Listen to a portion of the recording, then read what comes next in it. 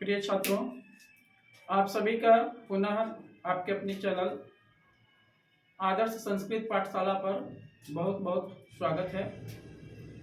आज हम लोग आगे बढ़ते हुए इसके पिछले वीडियो में हम लोगों ने संधि और उसके भेद के बारे में जाना था, तो आज हम लोग उससे आगे पढ़ेंगे संधि के भेद के बारे में और उसके कौन कौन से उपभेद होते हैं उसके बारे में। तो पिछले वीडियो में हम लोगों ने देखा तक संधि के कौन कौन से भेद होते हैं, जिसमें पहला भेद था स्वर संधि। तो स्वर संधि किसको कहा जाता है? दो स्वर वर्णों के मेल से जो विकार उत्पन्न होता है उसे स्वर संधि कहते हैं। कहने का मतलब हुआ कि अगर स्वर वर्ण का मेल स्वर वर्ण के साथ हो, इस तरफ भी स्वर वर्ण और इस तरफ भी स्वर वर्ण हो, तो दोनों के मेल से स्वर संधि होता है। तो इस तरह से यहाँ पे देखते हैं, उदाहरण दिया हुआ है पुस्तक जोड़ आलय। तो क्या बन गया? पुस्तकालय। कैसे बना? तो यहाँ पर चूंकि क है और क क्या है, तो वह व्यंजन वर्ण है और व्यंजन वर्ण के साथ अगर कोई मात्रा ना लगा हो तो इसके साथ और आता है। तो इसमें क्या है? अ है प्लस यहाँ पर क्या है? आ है। तो यहाँ पर देखिए ये भी स्वर वर्ण है और ये भी स्वर वर्ण है, दोनों तरफ स्वर वर्ण है।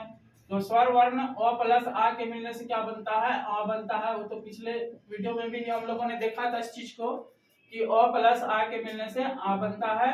और फिर ये जो आ है यहाँ पर, ये इसका लोप होता है और इसके स्थान पर आकर आ जाता है। तो इस तरह से यहाँ पर भी देख रहे हैं कि दोनों तरफ, इस तरफ भी स्वर वर्ण है, इस तरफ भी स्वर वर्ण है, तो दोनों तरफ स्वर का मेल हो रहा है, तो इसलिए ये क्या है? स्वर संधि का उदाहरण है। उसी तरह से यहाँ पर देखते हैं कि नदी प्लस ईसा। तो यहाँ पर क्या है कि ये नदी और ईसा को जोड़ने से नदीशा बना है। तो कैसे बना है? तो यहाँ पर देखते हैं दीर्घीकार का मात्रा है और दीर्घीकार दीर्घई का मात्रा होता है। यहाँ पर भी दीर्घई है, तो दीर्घई प्लस दीर्घई। यहाँ पर भी दीर्घई है, तो क्या है? स्वर वर्ण है, ये भी स्वर वर्ण है। तो दीर्घई और दीर्घई के मिलने से दीर्घई बनता है, जिसका मात्रा है दीर्घीकार। तो यहाँ पर देखिए ये दीर्घई का लोप होता है, हट जाता है, यहाँ पर ये दीर्घीकार आया।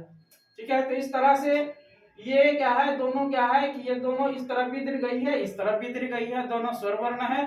और इस तरह से ये भी किसका उदाहरण हो गया? तो स्वर संधि का उदाहरण हो गया। तो इस तरह से हम देख रहे हैं कि स्वर प्लस स्वर, दोनों तरफ स्वर स्वर के मिलने से जो विकार उत्पन्न होता है वह स्वर संधि कहलाता है। तो स्वर संधि का भेद देख रहे हैं, स्वर संधि का कौन कौन सा भेद होता है। तो स्वर संधि का यहाँ पर देख रहे हैं कि मुख्य 5 भेद होता है। ठीक है, स्वर संधि के कितने भेद होते हैं? तो 5 भेद होते हैं। दीर्घ संधि, गुण संधि, वृद्धि संधि, यम संधि और अयादि संधि। ठीक है, तो स्वर संधि के 5 भेद हैं: दीर्घ संधि, गुण संधि, वृद्धि संधि, यम संधि और अयादि संधि। तो आज हम लोग इसी उपभेद के बारे में चर्चा करेंगे। तो सबसे पहला उपभेद क्या है? दीर्घ संधि है। तो दीर्घ संधि कहते किसको हैं? दीर्घ संधि क्या है? पहला उपभेद है स्वर संधि का दीर्घ संधि। पहला उपभेद क्या है? स्वर संधि का दीर्घ संधि। तो यहाँ पर है इसका जो संस्कृत में डिफिनेशन है, अकः सवर्णे दीर्घ। ठीक है, अकः सवर्णे दीर्घ अर्थात अक में, अक का मतलब यहाँ पर अ, हर्षई, हर्षऊ, री और लिरी। ठीक है, मतलब ह्रस्व स्वर, ये सब क्या है? ह्रस्व स्वर। ह्रस्व स्वर को संस्कृत में क्या बोलते हैं? अक। तो अक में ये होता है ह्रस्व प्लस, ये ह्रस्व प्लस समान वर्ण। इधर भी अगर समान वर्ण है, मतलब ह्रस्व वर्ण है, इधर भी अक है, इधर भी अक है, तो दोनों के मिलने से क्या बनेगा? दीर्घ संधि बनेगा,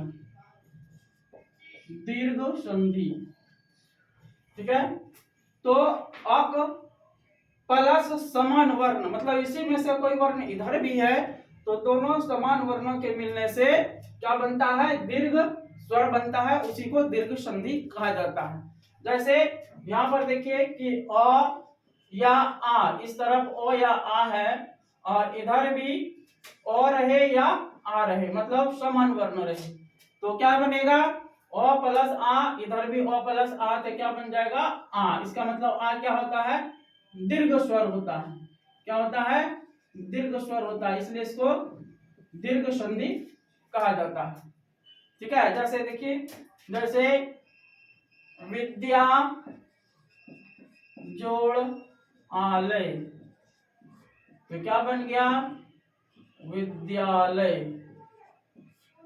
कैसे बना, यहाँ पर क्या है, आ है, यहाँ पर क्या है, आ है मतलब आकर है, इसका मतलब आ है, आकर जो है आ का मात्रा होता है, और इधर भी क्या है, आ है, तो दोनों तरफ आ है, तो आ प्लस आ, यहाँ पर देखिए आ इधर भी है, आ इधर भी है, समान वर्ण है, तो आ प्लस आ के मिलने से दीर्घ स्वर बनेगा, और आ क्या है, दीर्घ स्वर है, जिसका मात्रा आकर होता है, तो यहाँ पे देखिए आकर आया। ठीक है, इस तरह से आगे हट जाने से यहाँ पर आकर आ जाता है, झुक जाता है, इसलिए ये क्या है, दीर्घ स्वर का उदाहरण हुआ। उसी तरह से अगर हर्षई है या दीर्घई है, प्लस हर्षई या दीर्घई, इधर भी हर्षई है, इधर भी दीर्घई है, इधर भी हर्षई है, इधर भी दीर्घई, दोनों तरफ हर्षई दीर्घई है, तो क्या बनेगा, दीर्घ स्वर बन जाएगा। दीर्घ स्वर का मतलब दीर्घई बन जाएगा, ये भी क्या है, दीर्घ स्वर है। ठीक है, तो दीर्घ स्वर बना, इसका मतलब दीर्घ संधि हो गया। तो जैसे यहाँ पर क्या है, जैसे हो गया गिरी जोड़ ईसाह, तो क्या बन जाएगा, गिरीसाह। गिरी जोड़ ईसाह, गिरीसा कैसे बना, तो यहाँ पर देखिए हर्षिकार का मात्रा है अंत में, और हर्षिकार का मात्रा, इसका मतलब क्या है, हर्षई है, प्लस यहाँ पर क्या है, यहाँ पर हर्षई है, तो दोनों तरफ क्या है, हर्षई, इधर भी हर्षई है और इधर भी हर्षई है, समान वर्ण है, इसका मतलब दोनों स्वर है, ये भी स्वर है, ये भी स्वर है, स्वर वर्ण का ही है, और दोनों तरफ समान वर्ण है। ठीक है, तो इस तरह से हर्षई प्लस हर्षई के मिलने से क्या बन जाएगा, दीर्घई बन जाएगा।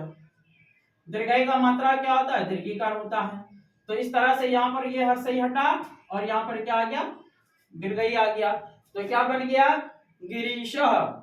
उसी तरह से देखिए एक अन्य उदाहरण देखते हैं, हर्षऊ रहे या दुर्गऊ रहे, और इस तरफ भी हर्षऊ रहे या दुर्गऊ रहे, हर्षऊ दुर्गऊ या हर्षऊ दुर्गऊ, दोनों तरफ समान वर्ण रहे, तो क्या बन जाएगा, इधर भी दीर्घ स्वर बन जाएगा। तो ये क्या होता है, दीर्घऊ क्या होता है, दीर्घ स्वर होता है, इसका मतलब ये दीर्घ संधि का उदाहरण हुआ।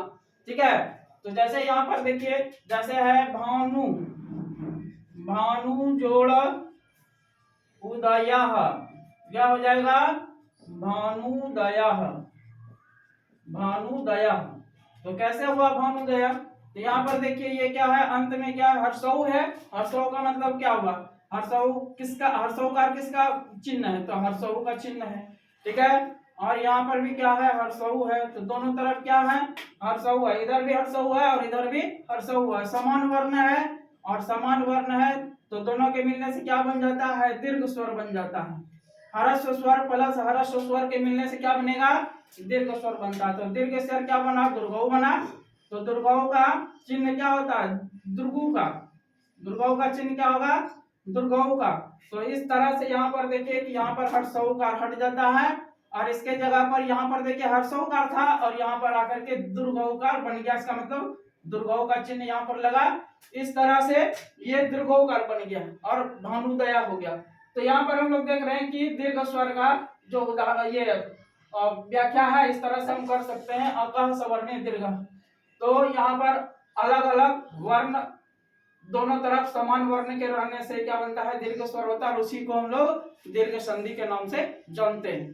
फिर मैं अगले क्लास में, आज इतना ही रहते हैं, इसके बाद अगले क्लास में फिर इसके अगले भेद के बारे में जानेंगे।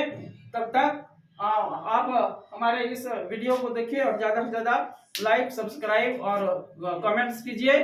आप लोगों का हमारे इस चैनल के साथ जुड़ने के लिए बहुत बहुत धन्यवाद।